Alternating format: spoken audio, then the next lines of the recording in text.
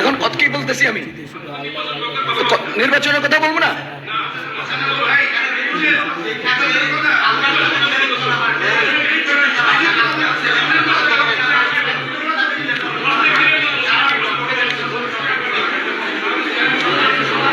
আপনারা বলবেন না, আমি বলবো।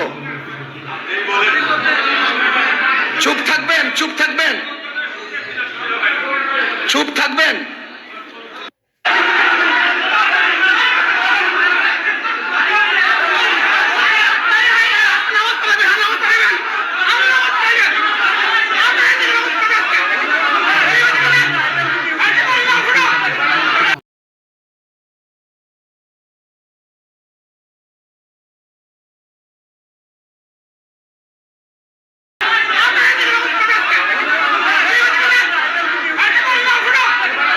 সুতরাং আমার কি করণীয়? আমার করণীয় হলো কোন অত্যাচারী, সন্ত্রাসী, চোর, ডাকাত, চাঁদাবাজ কোন নেতা হলে, সে জামাত ইসলামের নেতা হলেও আমি তাকে সাপোর্ট দেব না, সে ধানের শীষের নেতা হলেও আমি তাকে সাপোর্ট দেব না, সে রিক্সা মার্কার নেতা হলেও আমি তাকে সাপোর্ট দেব না, সে হাত পাখা মার্কার নেতা হলেও আমি তাকে সাপোর্ট দিতে পারি না, সে নিজের কপালে জিবরাইল আলাইহিস সালামের প্রতিনিধি দাবি করলেও আমি তাকে সাপোর্ট দিতে পারি না, কারণ আমার আল্লাহ আমাকে নীতি নির্ধারণ করে দিয়েছেন।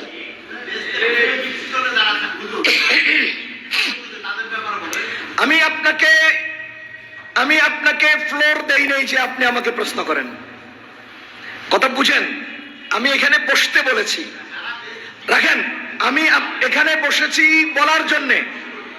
যদি আমি আপনাকে বলতাম যে আপনাদের কারো প্রশ্ন আছে কিনা, খেয়াল করেন, আমি যদি বলতাম যে আপনাদের কারো কোনো প্রশ্ন আছে কিনা, তাহলে সেই প্রশ্নের জবাব দিবেন, সেই প্রশ্ন আপনি করার সুযোগ পাবেন।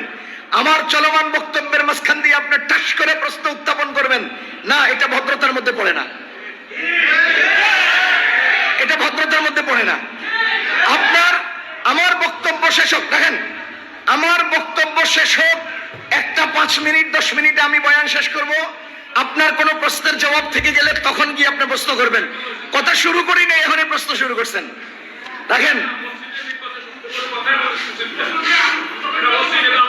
ওয়ালা তাআবানু আলাল ইসমি ওয়াল উদওয়ান, মসজিদ আল্লাহর ঘর, এটা আমিও জানি, আপনিও জানেন। সুতরাং আমার বক্তব্য চলাকালে আপনি যে আওয়াজ দিচ্ছেন, এটাও তো মসজিদ আল্লাহর ঘরের সাথে খেলাফ হচ্ছে। চুপ চুপ থাকেন, সবাই চুপ থাকেন, সবাই চুপ থাকেন। নির্বাচন বাইরে, এখন কত কি বলতেছি আমি।